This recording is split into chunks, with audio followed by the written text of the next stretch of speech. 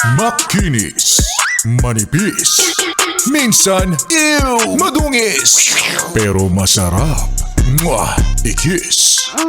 Sexy time na. Sexy Mega! Gaya ng sabi sa kanta na yan, kalimutan mo na yan, sige-sige lang, maglibang, wag mo nang hayaang naapektuhan ka sa relasyon na alam mo namang wala na ring papupuntahan. Iniwang ka na eh. Hiyaan mo na siya. Yan, di ba? Wala, niloko ka na, pinagpalit ka na sa iba. Obvious naman na nang time lang siya. Kayo pa, tapos may kinikita na siyang iba. Huwag na, iwan mo na yan. Sabi nga nung kanta, iinom na lang natin kasi yan. Bawal ang malungkot pare, hindi pwede yan. Pero agree naman ako dun sa mga sinasabi nung kanta na yan. Maliban na lang dun sa sinabi niyang wala na kasing matinong babae ngayon.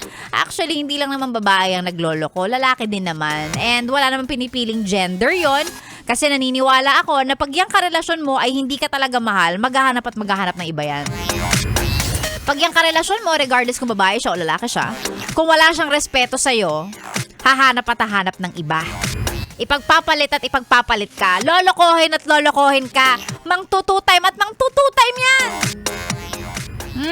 Wala naman sa gender kung babae o lalaki. Wala na yon. Hindi yon kumbaga, hindi yon ang pinakabatayan, ang pinaka-criteria. Kasi 'di ba minsan tinatanong nila, sino ba ang mas manloloko, babae ba o lalaki? Walang pinipiling walang pinipiling gender 'yon. Regardless, kung babae ka, lalaki ka, naniniwala ako na again, pag hindi mo mahal yung karelasyon mo na yan, hahanap at hahanap ka ng iba. Bakit? Kasi hindi ka makukontento sa kanya eh. 'Di ba? Ganun.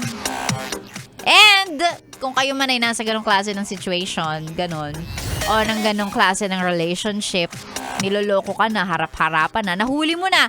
And minsan yung mga manloloko na yan, gagawa pa ng paraan yan para i-justify yung pagkakamaling ginawa nila. Palalabasin nila na nanloko sila at kasalanan mo yun, hindi sa kanila. Nanloko ako kasi ganito, ganyan. Ganito ka kasi ikaw ganyan ka. Naghanap ako ng iba dahil dun. O diba?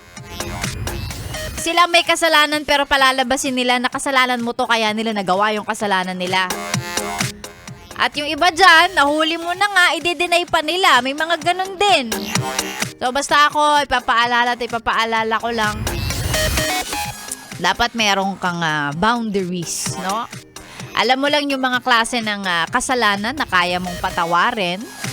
At yung mga kasalanan na talagang dapat sukdulan na yun, hanggang dun lang. Yung mga non-negotiables kung tawagin ng mga yes friend natin. Yan. So, dapat yan yung lagi naman natin sinasabi, hindi lang laging puro puso, dapat nag-iisip din. Next! Ay nako, Sexy Megan po ang niyong nakasama ngayong araw ng Tuesday.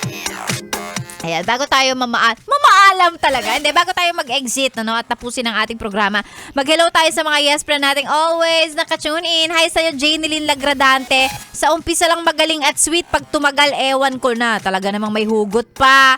Isumpa daw ang mga cheaters. Totoo ka dyan. Ibarang natin yan. Ganon din kay Bonifacio Amper, si Ray, si Paul, Robert, Alfred Marcelino. Ayan, magandang umaga sa inyo.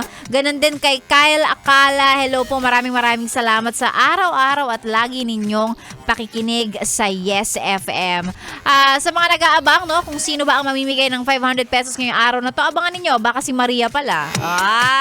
Di kaya baka si Laika, gano'n. Baka si B-Boy, ganyan. Kasi sinasabi ko sa inyo, dapat lagi-lagi kayo nakikinig. Tsambahan nyo lang, tsempohan nyo lang. Of course, lagi po tayong may pinamimigay dito sa Yes FM. Kaya ang suggestion ko sa iyo, dapat hindi ka na naglilipat. Meron tayong ACS pera-pera lang yan sa on-air pag nakinig ka.